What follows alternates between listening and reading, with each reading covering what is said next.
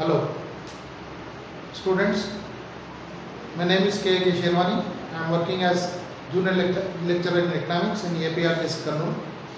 Today I am going to teach you the first chapter of second year intermediate economics. The name of the first chapter is Economic Growth and Development. Up to 1960, there was no difference between growth and development.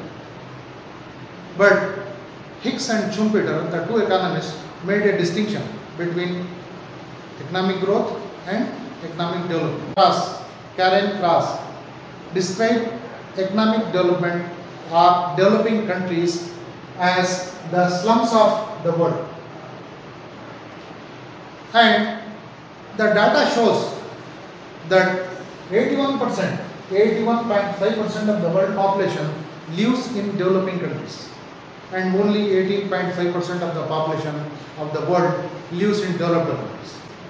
When major population of the world is living in the developing countries, economists came forward and began to discuss about their problems. They focus on the problems of developing countries, and many research studies were done, many theories came forward, and they tried to solve the problems of the developing nations or developing countries. Now, for convenience, I ask you to associate these two words with two group of countries. For example, for developed countries, you associate the word growth. Economic growth is associated with developed countries. Economic development is associated with developing countries. Now we will go through the features of economic growth. These are the features. Number one, increase in real output of goods and services. In all the developed countries, there will be rapid increase in the output of goods and services. Because the technology of developed countries will be most modern and advanced one. So the output will be high when compared to developing countries, backward countries, you can say. Next, the second feature is single dimensional phenomenon. Economic growth is a single dimensional phenomenon. So you can talk here, you can see here the economic development only, not the social, institutional, cultural development.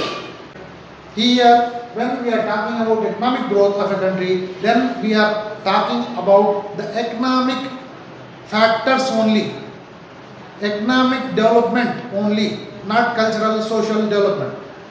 So this is a single dimensional phenomenon. Economic growth is a single dimensional phenomenon. Next, this economic growth concept is related to developed countries only. Earlier I told you that this concept, this phrase is associated with developed countries only. So whenever you talk about economic growth, bring the developed countries like USA, Canada, Japan, Germany, like that in your mind, and the problem will be solved. Next, economic growth needs no government intervention.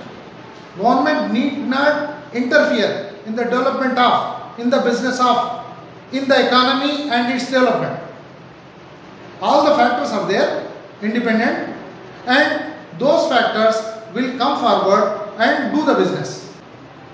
Next, economic growth denotes quantitative changes. Economic growth denotes quantitative changes. You can measure the quantitative changes. When the data is presented in quantitative form, then you can measure it. What is the growth of national income? You can measure quantity. What is the growth of population? You can measure it. Economic growth does not indicate the distribution of income and wealth. That means income and wealth distribution may be there. It may be in different classes. For example, upper class, lower class. And it may be distribution of income and wealth may be among the sectors. agriculture sector, industrial sector, service sector. So economic growth does not talk about the distribution of income and wealth among different sectors, different classes and different status of the society or economy. And next, economic growth can be compared. Economic growth can be compared. The national income is of India is this much. The national income of China is this much. So you have quantitatively measured it, and you can compare the national incomes of India and China. So you can compare the economic growth. This is one of the features. Next, it can be measured. Economic growth can be measured. It can be quantified. So you can measure it this much. Next, last one, economic growth is a narrow concept because it talks about only economic growth. It does not talk about the social factor. So growth depends on four important factors, you can say. Number one is quantity and quality of labor force. If the labor force is more in the economy, then what will happen? When the working hands are more, they can produce more, the income of the nation will be more, and the country will develop. So development or growth of a country depends on the labor force, quantity of labor force as well as the quality of labor force. If the quality is low, then the production will be low. Advanced methods of production can't be taken care of. Next, second important factor is availability of natural resources. If the natural resources in the country are more, then the growth will be high, naturally. For example, take the example of Saudi Arabia or Arabian countries. Rich natural resources in the form of petroleum are there. So natural resources are one of the factors which decides the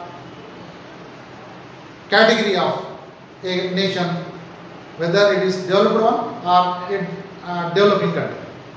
Next, third one is accumulation of capital or the availability of capital formation, you can say.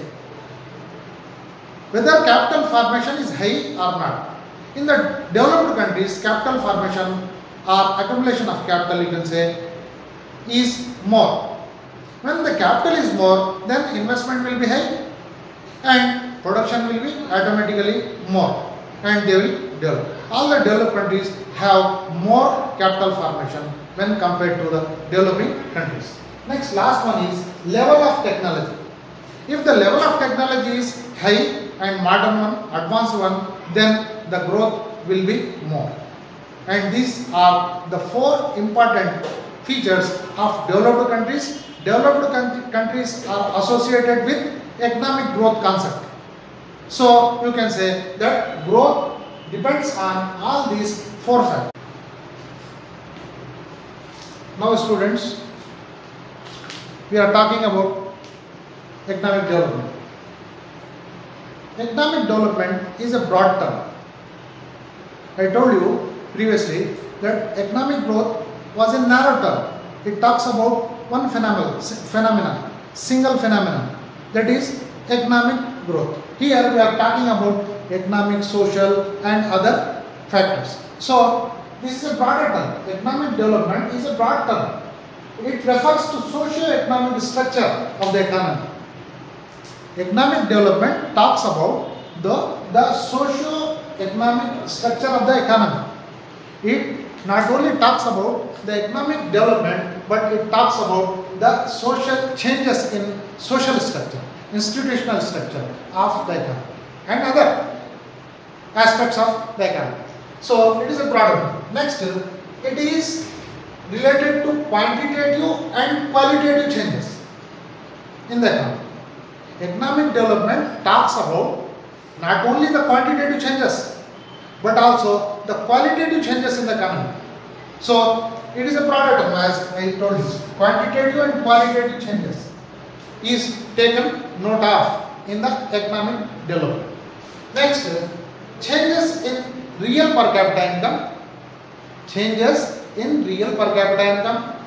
changes in real national income, human development, economic welfare and aspects like that are also studied in economic development. Whereas this was not the case in economic growth. Economic growth does not talk about qualitative changes, social changes, institutional changes, cultural changes, human changes like that. So next, it was studied that two of the economists studied that 40% of the world population, 40% of the world population did not benefit at all during the period 1950-60. That it was imperative to have the research study on developing countries, because those developing all these developing countries of the world who have 81.5% of the population, world population, have not been benefited properly when compared to developed countries. They were being exploited.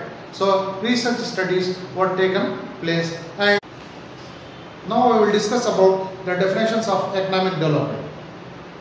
There are three important definitions given by three economists with regard to economic development. First definition is of C.P. Kindleberger.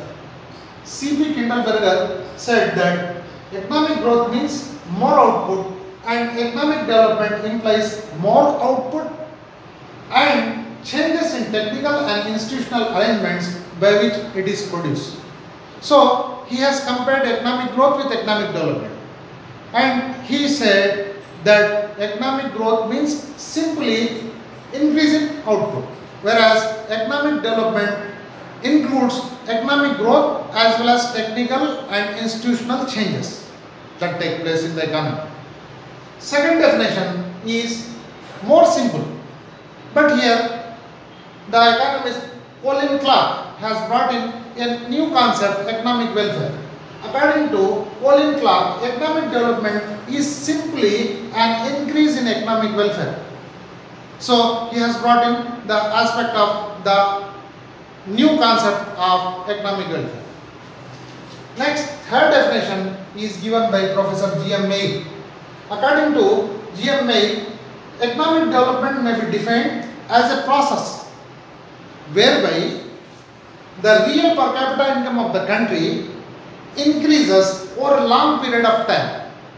So he has given more importance to real per capita income and its increase over a long period of time. We are talking about economic development and its aspects of economic development. And there are 5 aspects. Number 1 is dynamic and long-term process. Economic development is not a short-term process. Economic development is a dynamic process. It will be changing, ever changing. And it is a long-term process. For those changes, economic, social, institutional and structural changes, time will take. So, it is a long-term process. Next, second aspect is economic development can be measured by real per capita. Economic development can be measured by real per capita.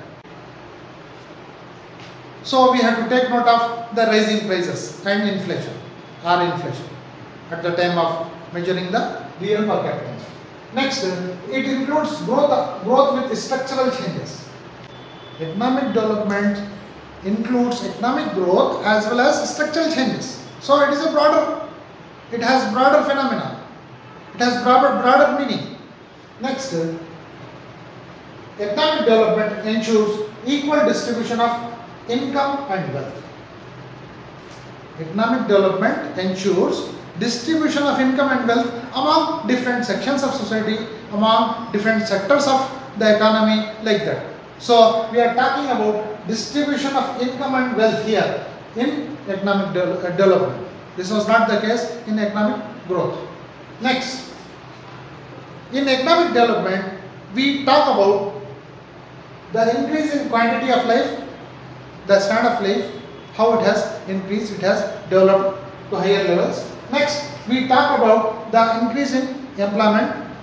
Next, we will talk about the decrease in poverty level in the economy, in the country, and other factors. These are the five aspects which the economic development will have. Economic changes.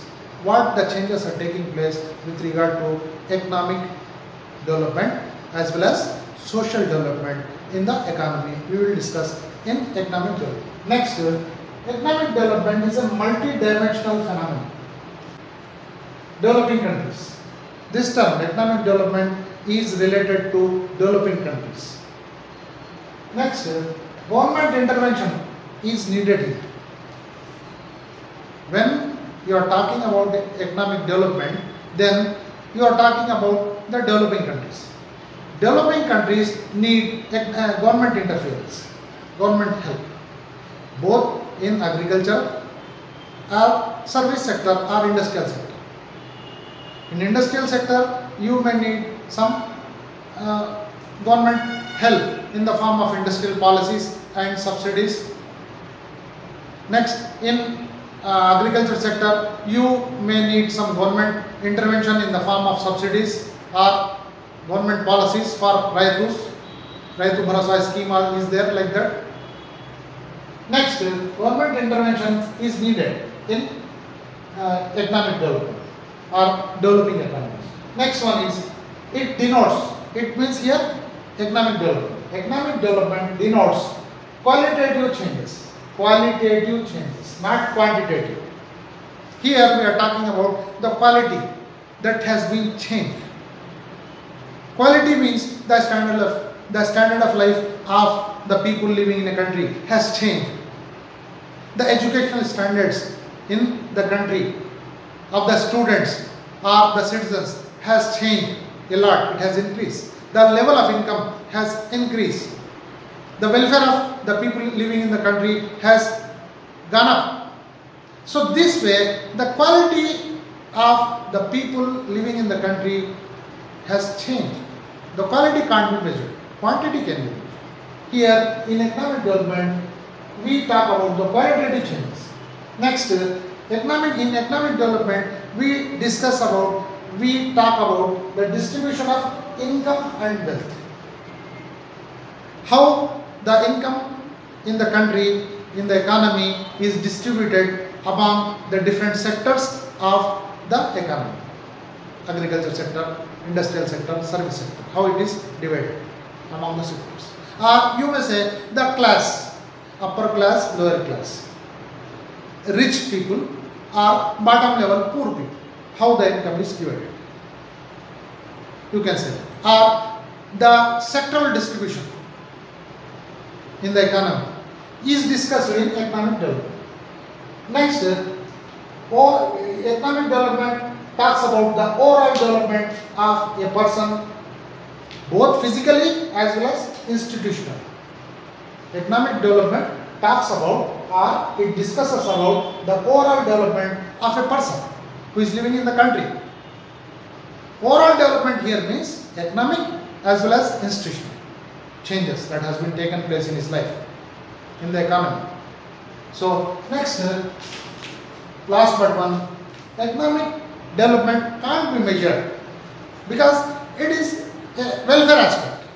How can a standard of living can be measured? Of course, it can be level, rank like that. Earlier it was not good, now it is good.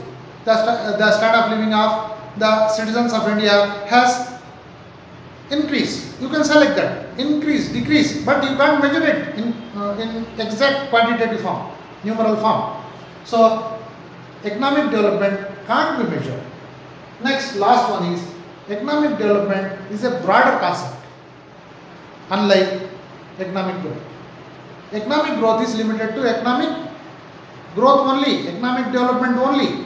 Here in economic development, we talk about economic development, social change, that is institutional change, structural change. So it is a broader concept. Economic development is a broader concept. Hello students. Already we have discussed in detail with regard to economic growth and economic development. Now we differentiate it in brief. So this is economic growth, this is economic development. Number one, economic growth refers to the increase in real output. Economic growth talks about the increase in real output in the economy. Whereas in economic development, we study economic growth as well as the changes in the socio-economic structure of the economy. So this is a broader concept, as I told you already. Economic development is a broader concept. Economic development includes economic growth as well as the socio-economic changes that occurred in the society.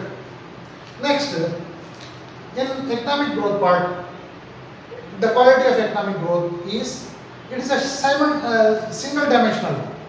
Single dimensional. Here we talk about the economic aspects of the society only. Here in economic development, it is a multi-dimensional. Economic aspects as well as social aspects, institutional aspects, structural changes, all this we study here in economic development. So it is a multi-dimensional one. Next, the study of economic growth is related to developed countries. Developed countries like America, European countries, Japan, Canada, like that. Whereas in economic development, we study about the changes that are taking place in developing countries. So it is related to economic development is related to developing countries. Developing countries. Next, in economic growth part, no government intervention is needed. No government intervention is needed. Government needed intervene in the affairs of business or economy in developed countries.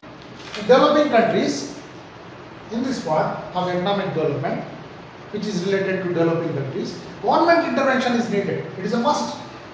Government intervention is needed. Next, in economic growth, quantitative changes, what the quantitative changes that takes place in the economy we study in economic growth, quantitative changes. Whereas in economic development we study the qualitative changes that take place in the economy, qualitative changes. Next, it does not indicate the distribution of income and wealth. Economic growth does not study or does not indicate any changes that took place in the distribution of income and wealth in the country. Whereas in economic development, we study about the distribution of income and wealth among different sections of society, among different sectors of society. Because we are talking here about the qualitative changes also, along with economic changes. Next, economic growth. In economic growth part, we can compare the economic growth. We can compare it because it is a qualitative, quantitative. We can compare the quantitative numeral data. So it can be compared. As it is measured, we can measure it. Here we cannot measure the qualitative data. So economic development studies about the qualitative changes that took place in the economy. Qualitative changes cannot be measured. So these two are the qualities of economic development. Qualitative changes are there in economic development. So we cannot measure them. We cannot compare them. We talk about the quantitative changes that take place in the economy. So we can measure them, we can compare them. Now we are talking about the indicators of economic development. Problems arose in calculating the real per capita income and real nation. As real per capita income is an average income of a citizen, one of the members of the population in the country. There may be a student who has no income at all, or there may be a person like Adani, Ambani, who has hundreds of crores of income per month. When combined together and measured for the sake of calculating per capita income, the average will be a wrong one. So, having that in mind, some indicators, some measures are introduced, which are 4 in number in our syllabus. We will talk about it. Number 1 is Physical Quality of Life Index, PQLI. Physical Quality of Life Index. This is the first one.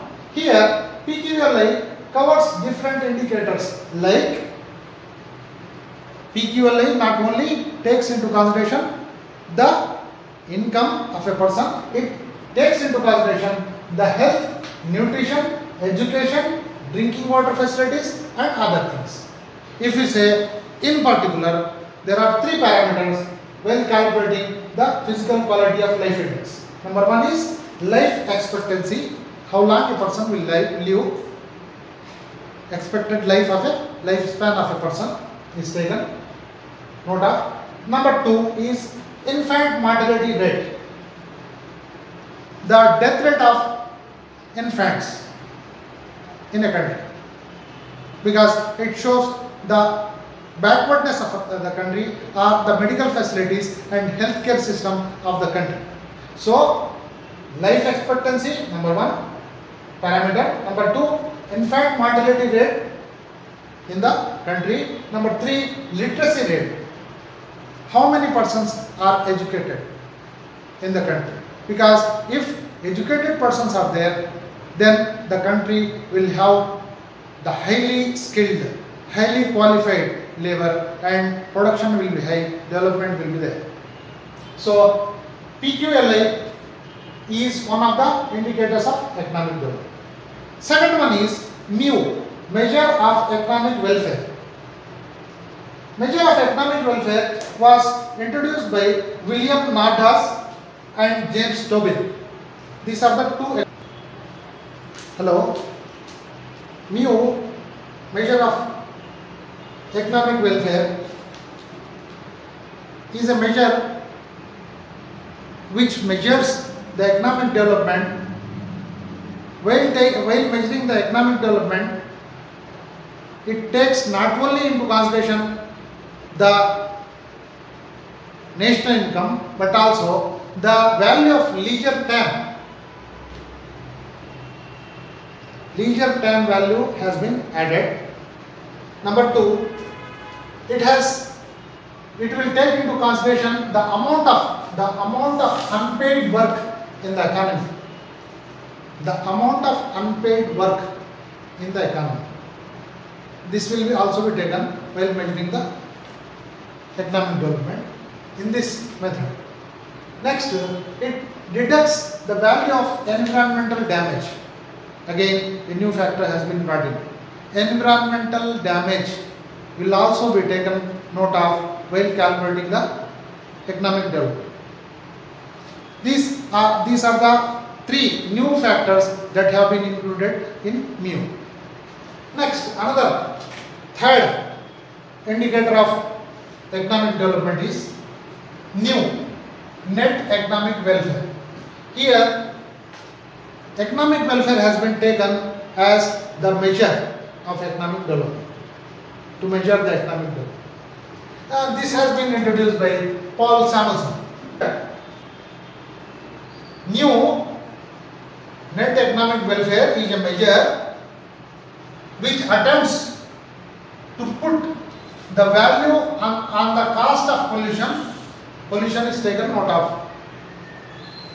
Next, crime, congestion and other negative effects, to find a better measure of true national income. National income should not be taken as it is. Taken into consideration the total value of goods and services produced in the country. But these negative factors should also be taken care of, deducted from the national income, as these are having the adverse effect and damage the economy. So their cost must also be deducted. Next, fourth indicator of measuring economic development, national income is here, Human Development Index. Human Development Index was introduced by Muhammadul Haq in 1990. According to him, Human Development Index is used nowadays, can be used nowadays to measure the economic development in a better way, because the national income will give the wrong measure. As I told you, population is also taken into consideration, which may be a huge one, and some people are there whose income is nil, even then their income is being taken into the measurement as an average. So the per capita income and national income includes the population as well as the income of those persons who have no income and who have the highest income. So it gives the wrong notion. So Muhammadul Haq said that Human Development Index is a better index than the GDP to measure the economic development of a country, an economy. For that he says that a country's overall achievement in social and economic sectors must be taken note of while measuring the development of a country. Earlier we were measuring national income and telling that this country is a rich country, this country is a developed country, this country is a poor country, this country is a developing country on the basis of GDP. He said that GDP gives the wrong notion. So better we take HDI, Human Development Index, which is based on these three factors. Life expectancy, number one. If medical facilities are there, if health conditions are there, if IMR is less, if MMR is less, then medical facilities are there, then life expectancy will be high. Next, knowledge, second indicator, knowledge, and third one is standard of living. So while calculating the HDI, these three factors must be taken note of, he said. One is life expectancy, number two is knowledge, number three is standard of living of persons living in the country. Students, now we will talk about the determinants of economic development. Determinants of economic development. We can divide the topic into three parts. We can divide the determinants into three parts. The first part is natural factors or natural resources which determine economic development. At the same time, economic factors are also there which determine the economic development, and there are non-economic factors also which determine the economic development. We will study one by one. First one is natural resources or natural factors which leads to economic development. If there are no sufficient natural resources, then the economic development will not take place. First one is fertile soil. If a country has fertile soil, then that country will develop, that region will develop. For example, in India itself, Punjab has fertile land because there is Punjab, 5 rivers are there. So due to the fertility of the soil, the agriculture flourishes there, and the per capita income of the farmers and the Punjabis is more when compared to other states. Next one is climate. If sufficient rainfall is there and sufficient water facilities are there, irrigation facilities are there, then that area, that country will flourish. Take for example, African countries are there where there is no sufficient rainfall. So dry land farming is taking place there. When there is dry land farming, that area will not develop because the crops will not give proper yield, there will not be sufficient yield of the income of the farmers will decrease, their contribution to the GDP will be low. This way the economic development will not be so high. So irrigational facilities must be there if a country has to develop. Next, minerals. If a country has sufficient mineral reserves, then that country will develop. Next, second one is economic factors. Second division is economic factors. In economic factors, capital formation comes first. A country which saves more, invests more in the form of capital. And when there is more capital formation, the development will be more because investment will be more, production will be more. So, for economic development, capital formation is, in all the developed countries, capital formation is more. Next, there must be marketable surplus. If marketable surplus is high, then that country will have economic development, better economic development, which is known as marketable surplus is there, then it leads to higher income. And when there is higher income, more income in the hand, because of higher marketable surplus, there will be more income. Income in the hands of the people, farmers and others will lead to higher demand for goods and services. When there is demand for goods and services, then the economy will flourish.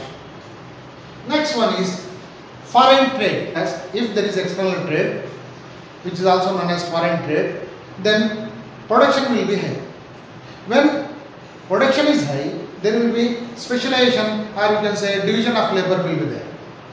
When there is division of labor, then there will be efficient use of resources. Resources will be used optimally and efficiently.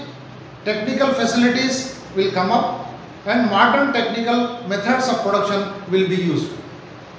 And automatically, when there is division of labor, higher skills will be there. Skills will be of advanced level.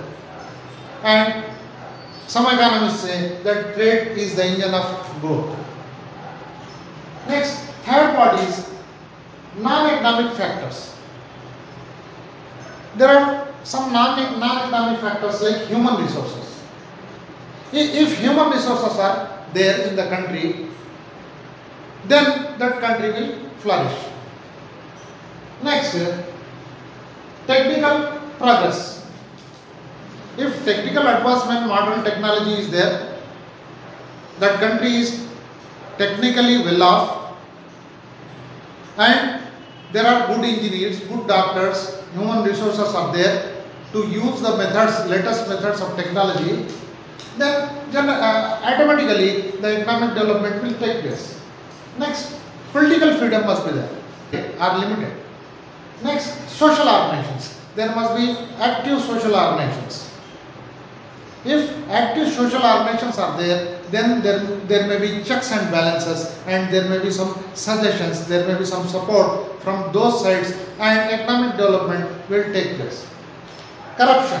If corruption is rampant, if corruption is there in the country, then the development will not take place. It eats away the development of the country. It eats away the benefits of the country. It discourages the development of the country and investors. Investors will not come forward due to corruption. Foreign investments will be curtailed. So corruption is not good for the economic development of the country. Next, desire to develop. And the individuals or the businessmen in the country must have the desire to develop. See, all the individuals, those persons who are living in European countries, or you can say Europeans, Americans, have more desire to develop. They want to be entrepreneurs rather than petty workers. They don't want to do petty job and be the employee in an industry or a firm. Instead, they want to open their own firm and they want to establish their own business because they want to flourish. They want to develop. They have the desire to develop. Whereas in India, we want to be an employee gladly. Instead of doing business, we will work in the business of others. We want to be servant rather than the master.